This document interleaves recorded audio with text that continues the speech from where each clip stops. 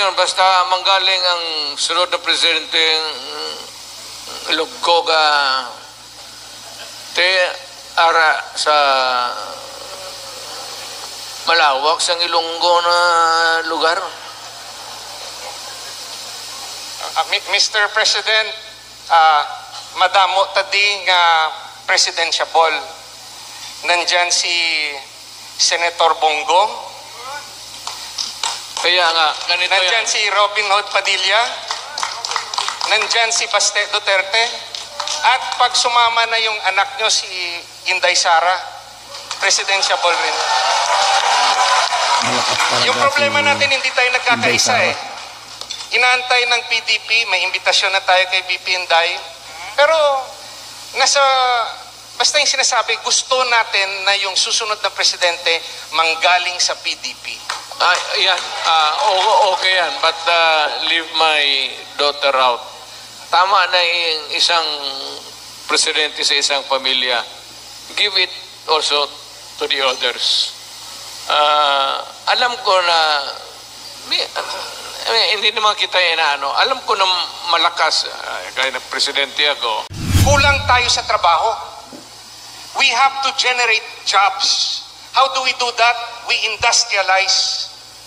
We have to manufacture our own weapons, our own cars, our own airplanes. How do we do that? Madaling sabihin na gumawa tayo ng factory.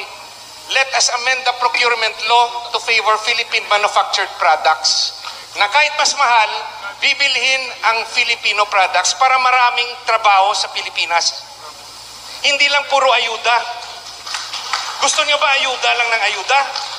Kailangan natin ng trabaho. Gawan natin ng paraan. Ang pangalawang paraan para magpadami ng trabaho, yung tinatawag nating state-managed farming. Ano po yung state-managed farming? Yung mga nakatiwangwang lupain na pagmamayari ng gobyerno, bakit hindi natin ipamanage sa gobyerno para maraming trabaho? Maraming farmers, yung pinakamahirap na sektor ng Pilipinas, farmers. Ang panghuli, Mr. President, anong kailangan nating reforma sa edukasyon? Let us introduce a subject from grade 1 up to college. Philippine patriotism and ethics studies. Each year, ibang topic. Love of family, love of community, dangers of illegal drugs, dangers of criminality, how to pay taxes. We train our youth from grade 1 up to college para may pag-asa ang kinabukasan. Pang long term yan sa kabataan.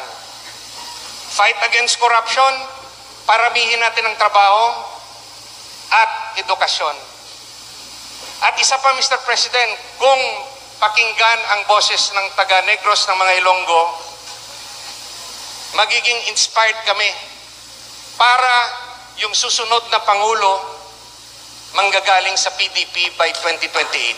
Salamat po. Okay na yun. Tama na yun. Basta manggaling ang... Magandang araw po sa inyong lahat. Ito naman pong muli ang inyong lingkod, si DIY KKB Informative. At ating pong matutunghayan muli ang Partido Demokratiko Pilipino. So ito po yung partido ng ating dating Pangulong Rodrigo Roa Duterte na ang mga miyembro nito at saka mga opisyalis ay talagang nagbigay na ng imbitasyon sa ating Vice Presidente Sara Zimmerman Duterte.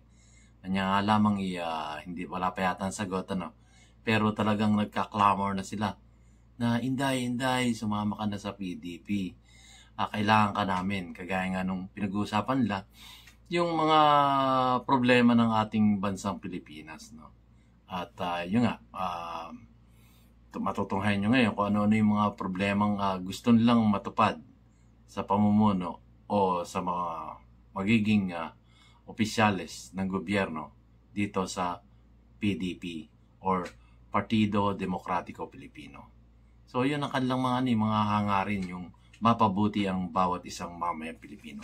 dito sa ating inang bansang Pilipinas. So ayun, simulan na natin. Bago po tayo magsapol, ay bumabati muna po ako sa ating mga kababayang Pilipino na OFWs, ating mga buhay na bayani ng ating inang bansang Pilipinas at nakakatulong sa ating bansang Pilipinas para dito sa ating ekonomiya, umangat-angat ang ating ekonomiya. So hindi ko sila makakalimutang batiin. At gayon din naman ang ating mga kababayang Pilipino dito sa Pilipinas mula Mindanao, Visayas at Luzon. Pagbati po sa inyong lahat. So ako rin po ay bumabati sa ating mga viewers at lalong-lalo na sa ating mga subscriber na patuloy na sumusuporta sa inyong abang lingkod, DIY KKB Informative. So, simulan na po natin at huwag na natin patagalin. Ito na po ang pag-uusap nila patungkol dyan sa mga hangarin nila sa ikabubuti ng bawat isang mamamayang Pilipino dito sa Pilipinas. Ito na po. At ang inahangad nga nila ay ang sumapi na ang ating Vice Presidente Sara Duterte sa PDP at ito ay ang Partido Demokratiko Pilipino. Ang chairman ay ating dating Presidente Rodrigo Roa Duterte. Ito na po sila.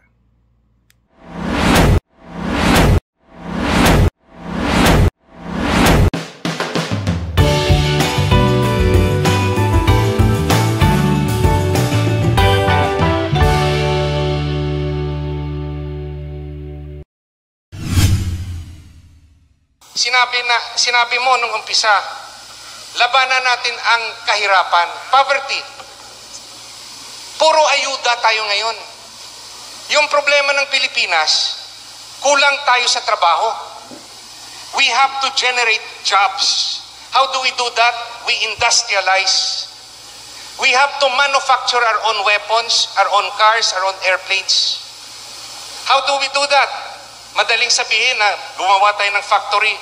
Let us amend the procurement law to favor Philippine manufactured products. Na kahit mas mahal, bibilhin ang Filipino products para maraming trabaho sa Pilipinas. Hindi lang puro ayuda.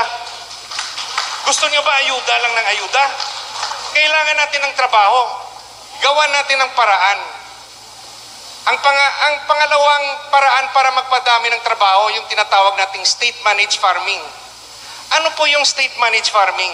Yung mga nakatiwangwang lupain na pagmamayari ng gobyerno, bakit hindi natin ipamanage sa gobyerno para maraming trabaho? Maraming farmers, yung pinakamahirap na sektor ng Pilipinas, farmers.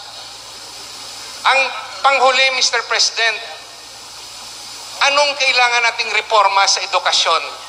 Let us introduce a subject from grade 1 up to college, Philippine Patriotism and Ethics Studies. Each year, ibang topic, love of family, love of community, dangers of illegal drugs, dangers of criminality, how to pay taxes. We train our youth from grade 1 up to college para may pag-asa ang kinabukasan. Pang long term yan sa kabataan. Fight against corruption, paramihin natin ang trabaho at edukasyon. At isa pa, Mr. President, kung pakinggan ang boses ng taga-Negros ng mga Ilonggo, magiging inspired kami para yung susunod na Pangulo manggagaling sa PDP by 2028. Salamat po. Okay na yun. Tama na yun. Basta manggaling ang sunod na presidente Ilonggoga te ara sa malawak sa Ilonggo na lugar. Mr. President, madamo tadi nga presidentiable. Nandyan si Senator Bongo. Kaya nga, ganito nandyan yan. si Robin Hood Padilla. Nandyan si Baste Duterte. At pag sumama na yung anak nyo si Inday Sara, presidentiable rin. Yung problema natin, hindi tayo nagkakaisa eh. Inaantay ng PDP, may imbitasyon na tayo kay VP Inday. Pero, basta yung sinasabi, gusto natin na yung susunod na presidente manggaling sa PDP. Yan. Okay yan. But leave my daughter out. Tama na yung isang presidente sa isang pamilya. Give it also to the others. Alam ko na hindi naman kita inaano. Alam ko na malakas kaya na presidente ako. And yung pamilya ko, tayo lahat may following. Kasi kung sabihin mo lang na a particular personality, for example, like wag na muna siguro, let us give it to another, pwede Ilonggo. Tiway nga Ilonggo nga na presidente may ara,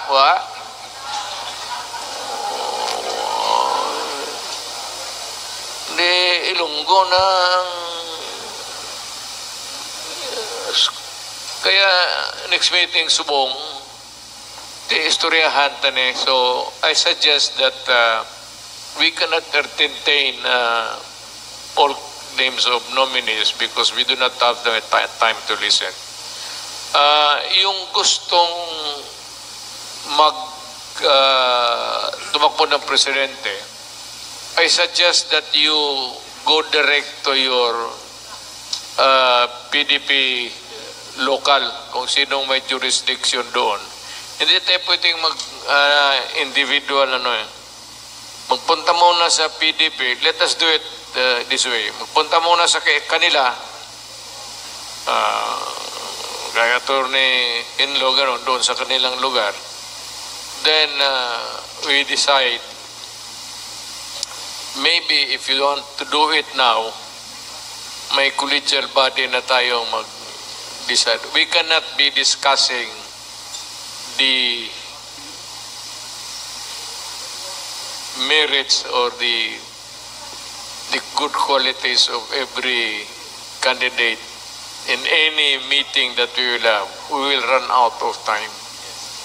So,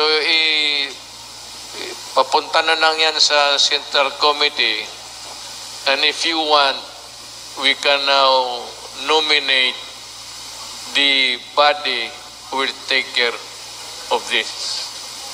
Or if you want, is the party, meron mang board of directors, and then maybe we include all, including the president, we sit as one body and decide on the